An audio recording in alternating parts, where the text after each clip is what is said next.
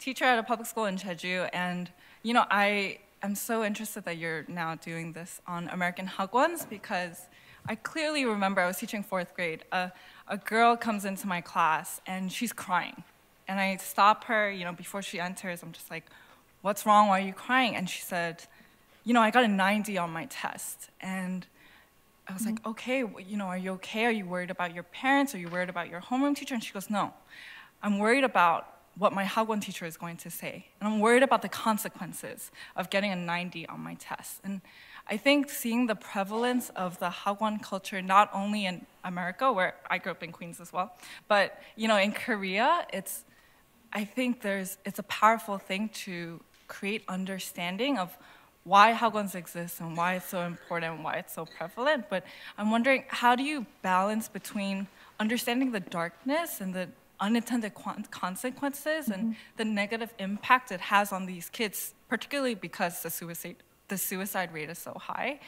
Well, I'm going to say something really controversial right now. So if you believe in organized sports, like football. Sure.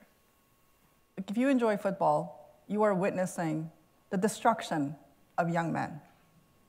That's what we're doing. I hope all of you guys don't leave right now.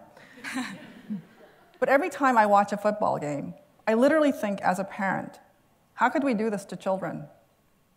Because you know, when they start, like Pee Wee football, they're like 4 or 5. So before we start judging other countries, I think it's really important to really rethink what we think is okay and what's not okay. So as for hagwons, I saw really great things about them, and I also totally agree with you. The amount of pressure that these children face is absolutely unacceptable, and I do speak out against that. However, I think that to throw away this entire concept, to throw away this idea that you could have daycare for working class people that's affordable when the state doesn't provide it, I think that's an elitist argument. I do.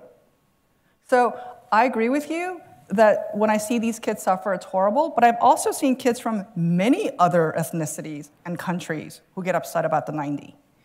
So it's not just pathological that Asian people have this problem. I've actually seen this in many groups. So you're an educator, you know, but I love your question. Thank you.